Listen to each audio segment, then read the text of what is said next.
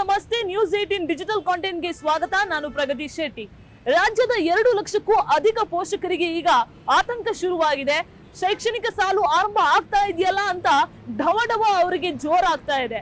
ಅರೆ, ಶೈಕ್ಷಣಿಕ ಸಾಲು ಆರಂಭ ಆಗೋದಕ್ಕೂ ಪೋಷಕರಿಗೆ ಆತಂಕ ಹೆಚ್ಚಾಗೋದಕ್ಕೂ ಏನ್ ಕಾರಣ ಅಂತ ಹೇಳಿದ್ರ, ಆ ಕಾರಣ ಗೊತ್ತಾಗ್ಬೇಕು ಅಂತ ಅಂದ್ರೆ ಈ ವಿಡಿಯೋವನ್ನ ನೀವು ಪೂರ್ತಿ ನೋಡ್ಬೇಕು, ಜೊತೆಗೆ ನಮ್ಮ ಚಾನೆಲ್ ಅನ್ನ ಸಬ್ಸ್ಕ್ರೈಬ್ ಆಗ್ಬೇಕು.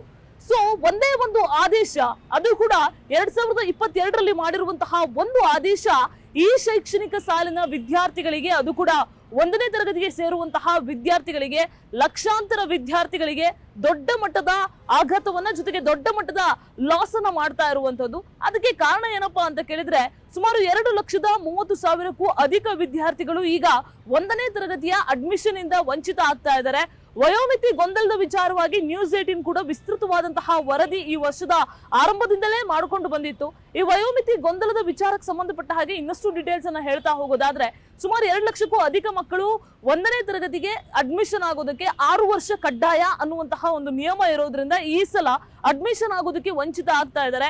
ನಿರಂತರವಾಗಿ ಶಿಕ್ಷಣ ಸಚಿವರನ್ನ, ಮುಖ್ಯಮಂತ್ರಿಗಳನ್ನ ಭೇಟಿ ಆಗೋದಕ್ಕೆ ಪರದಾಟವನ್ನ ಅನುಭವಿಸ್ತಾ ಇದ್ದಾರೆ. ಮುಖ್ಯಮಂತ್ರಿಗಳನ್ನ ಈಗಾಗಲೇ 1 ಸಲ ಭೇಟಿಯಾಗಿ ತಮ್ಮ ಮನವಿಯನ್ನು ಕೂಡ ಅವರಿಗೆ ಏನು ಅನ್ನೋದನ್ನ, ತಮ್ಗೇನು ಆಗ್ಬೇಕು, ತಮ್ಮ ರಿಕ್ವೆಸ್ಟ್ ಏನು, ತಮ್ಮ ಸಮಸ್ಯೆ ಏನು, ಇದೆಲ್ಲವನ್ನು ಕೂಡ ಹೇಳ್ಕೊಂಡಿದ್ದಾರೆ. ಅದಾದ್ಮೇಲೆ ಶಿಕ್ಷಣ ಸಚಿವರಿಗೂ ಕೂಡ ತಮ್ಮ ಮನವಿಯನ್ನ, ಸಮಸ್ಯೆಯನ್ನ, ಮಕ್ಕಳು ಅನುಭವಿಸ್ತಾ ಇರುವಂತಹ ಪ್ರಾಬ್ಲಮ್ ಅನ್ನ ಹೇಳ್ಕೊಂಡಿದ್ದಾರೆ. ಬಟ್ ಇಷ್ಟೆಲ್ಲ ಆದ್ರೂ ಕೂಡ ಯಾವುದೇ ರೀತಿಯಾದಂತಹ ಸೊಲ್ಯೂಷನ್ ಇದುವರೆಗೂ ಪೇರೆಂಟ್ಸ್ಗೆ ಸಿಗ್ಲಿಲ್ಲ. ಇವತ್ತು ಕೂಡ ಸುಮಾರು 1 ಅಲ್ಲ 2 ಅಲ್ಲ 3 ಗಂಟೆಗಳ ಕಾಲ ಸಿಎಂ ಮನೆ ಹತ್ರ ಬಂದು ಅವರು ವೇಟ್ ಮಾಡಿದ್ರು ಕೂಡ ಯಾವುದೇ ರೀತಿಯಾದ ರೆಸ್ಪಾನ್ಸ್ ಆ ಕಡೆಯಿಂದ ಬಂದಿಲ್ಲ. ಸೊ ಸಿಎಂ ಕೂಡ ಬಿಸಿ ಇರೋ ಕಾರಣನೋ ಅಥವಾ ಇವರ ಒಂದು ರಿಕ್ವೆಸ್ಟ್ ಅವರಿಗೆ ರೀಚ್ ಆಗ್ತಾ ಇಲ್ವೋ, ಇವರಿಗೆ ಮನವಿಯನ್ನ ಎಕ್ಸೆಪ್ಟ್ ಮಾಡೋದಕ್ಕೆ ಆಗಿಲ್ಲ.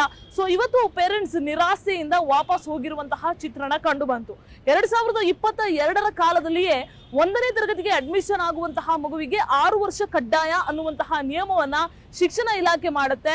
ಕಳೆದ ವರ್ಷವೇ ಈ ನಿಯಮ ಅನುಷ್ಠಾನ ಆಗಬೇಕಾಗಿತ್ತು. ಆದ್ರೆ ಕಳೆದ ವರ್ಷ ಪ್ರತಿಭಟನೆ, ಆಕ್ರೋಶ, ಇದೇ ರೀತಿಯಾಗಿ ಮುಖ್ಯಮಂತ್ರಿಗಳ ಮನೆ, ಸಿಎಂ ಮನೆ, ಎಜುಕೇಶನ್ ಮಿನಿಸ್ಟರ್ ಮನೆಗೆ ಅಲದಾಟವನ್ನ ಮಾಡ್ತಾ ಇದ್ದಂತಹ ಕಾರಣ ಈ ಒಂದು ರಿಕ್ವೆಸ್ಟ್ ಎಕ್ಸೆಪ್ಟ್ ಆಗಿ ಕೊನೆಗೆ ಅವರಿಗೆ ಗ್ರೀನ್ ಸಿಗ್ನಲ್ ಶಿಕ್ಷಣ ಇಲಾಖೆ ಕೊಡುತ್ತೆ. ಆದ್ರೆ ಈ ವರ್ಷ ಇದುವರೆಗೂ ಕೂಡ ಯಾವುದೇ ರೀತಿಯಾಗಿ ರಿಲ್ಯಾಕ್ಸೇಷನ್ ಕೊಡಲ್ಲ ಅನ್ನೋದನ್ನ ಶಿಕ್ಷಣ ಇಲಾಖೆ ಬಹಳ ಸ್ಪಷ್ಟವಾಗಿ ಹೇಳಿದೆ. ಆದ್ರೆ ಪೇರೆಂಟ್ಸ್ ಮಾತ್ರ ಸ್ಟೇಟ್ ಎಜುಕೇಶನ್ ಪಾಲಿಸಿಯ ಪ್ರಕಾರ ನಮಗೆ 3 ತಿಂಗಳ ಕಾಲ ರಿಲ್ಯಾಕ್ಸೇಷನ್ ಕೊಡಿ ಅಂತ ಮನವಿ ಮಾಡ್ಕೊಳ್ತಾ ಇದ್ದಾರೆ. ಅಂದ್ರೆ ಜೂನ್ 1ನೇ ತಾರೀಕಿಗೆ ಆ ಮಗುವಿಗೆ ಕಡ್ಡಾಯವಾಗಿ 6 ವರ್ಷ ಆಗಿರ್ಬೇಕು ಅನ್ನೋದು ನಿಯಮ. ಆದ್ರೆ 1-2 ದಿನಗಳ ಕಾಲ, 3-4 ದಿನಗಳ ಕಾಲ ಹೆಚ್ಚು ಕಮ್ಮಿ ಇರುವಂತಹ ಮಕ್ಕಳೆಲ್ಲರೂ ಕೂಡ ಈಗ ಅಡ್ಮಿಷನ್ ಅನ್ನ ತಗೊಳಕ್ ಆಗ್ತಾ ಇಲ್ಲ ಅನ್ನುವಂಥದ್ದು ಪೇರೆಂಟ್ಸ್ ವರ್ಷನ್. ನಮಗೊಂದು 3 ತಿಂಗಳ ಕಾಲ ರಿಲ್ಯಾಕ್ಸೇಷನ್ ಕೊಡಬೇಕು ಅಂತ ಮನವಿಯನ್ನ ಮಾಡ್ಕೊಳ್ತಾ ಇದ್ದಾರೆ. ಸೊ ಇದಕ್ಕೆ ಸಂಬಂಧಪಟ್ಟ ಹಾಗೆ ದೊಡ್ಡ ಮಟ್ಟದಲ್ಲಿ ಪ್ರತಿಭಟನೆಗೂ ಕೂಡ, ಅಂದ್ರೆ ಅವ್ರು ಎಷ್ಟು ಸಂಖ್ಯೆಯಲ್ಲಿದ್ದಾರೆ, ಎಷ್ಟು ಜನರಿಗೆ ಸಮಸ್ಯೆ ಆಗ್ತಾ ಇದೆ, ಇದೆಲ್ಲವನ್ನ ಕೂಡ ರೀಚ್ ಮಾಡೋದಕ್ಕೆ ಒಂದು ದೊಡ್ಡ ಮಟ್ಟದ ಪ್ರೊಟೆಸ್ಟ್ಗೂ ಕೂಡ ಪೇರೆಂಟ್ಸ್ ಪ್ಲಾನ್ ಮಾಡ್ತಾ ಇರೋದು. ಇನ್ನೇನು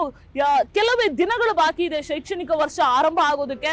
ಸೊ ಶೈಕ್ಷಣಿಕ ವರ್ಷ ಆರಂಭ ಆಗೋಷ್ಟರಲ್ಲಿ ತಮ್ಮ ಸಮಸ್ಯೆ ಬಗೆಹರಿಸಬೇಕು ಅಂತ ಈಗಾಗಲೇ ಕೆಲವು ಖಾಸಗಿ ಶಾಲೆಗಳು ಯೂನಿಫಾರ್ಮ್ ಅನ್ನು ತಗೊಳ್ಬೇಡಿ, ಫೀಸ್ ಅನ್ನು ಕಟ್ಟಬೇಡಿ, ಶಿಕ್ಷಣ ಇಲಾಖೆಯಿಂದ ಆದೇಶ ಬಂದ ಮೇಲೆ ನೀವೆಲ್ಲ ಮಾಡಿ ಅಂತ ಹೇಳ್ಬಿಟ್ಟಿರೋದು ಪೇರೆಂಟ್ಸ್ಗೆ ಇನ್ನೂ ಕೂಡ ಟೆನ್ಷನ್ ಜಾಸ್ತಿ ಆಗಿರೋದು. ಮಕ್ಕಳನ್ನ ರಿಪೀಟ್ ಮಾಡಿಸ್ಬೇಕಾ ಅಥವಾ ವಾಪಸ್ ಅವ್ರಿಗೆ ಮನೆಯಲ್ಲೇ ಕೂರಿಸ್ಕೊಳ್ಬೇಕಾ ಅಥವಾ ಏನ್ ಮಾಡೋದು, ಮಕ್ಕಳನ್ನ ಹೆಂಗ್ ಹಿಡಿದಿಟ್ಕೊಳ್ಳೋದು, ಮಕ್ಕಳಿಗೆ ಹೆಂಗ್ ಇದೆಲ್ಲ ಎಕ್ಸ್ಪ್ಲೈನ್ ಮಾಡೋದು, ಅವರ ಮಾನಸಿಕ ಸ್ಥಿತಿಯ ಮೇಲೆ ಆಗುವಂತಹ ಪರಿಣಾಮ, ಮಕ್ಕಳ ಮನಸ್ಸಿನ ಮೇಲೆ ಆಗುವಂತಹ ಘಾಸಿ, ಇದೆಲ್ಲವನ್ನ ಕೂಡ ನಾವು ಹೇಗೆ ಅವ್ರಿಗೆ ಎಕ್ಸ್ಪ್ಲೈನ್ ಮಾಡಬೇಕು ಅಂತ ಗೊತ್ತಾಗದೆ ಪೇರೆಂಟ್ಸು ಮಕ್ಕಳ ಜೊತೆಗೆ ಸಿಎಂ ಮನೆ, ಎಜುಕೇಶನ್ ಮಿನಿಸ್ಟರ್ ಮನೆ ಅಂತ ಅಲೆದಾಡ್ತಾ ಇದ್ದಾರೆ.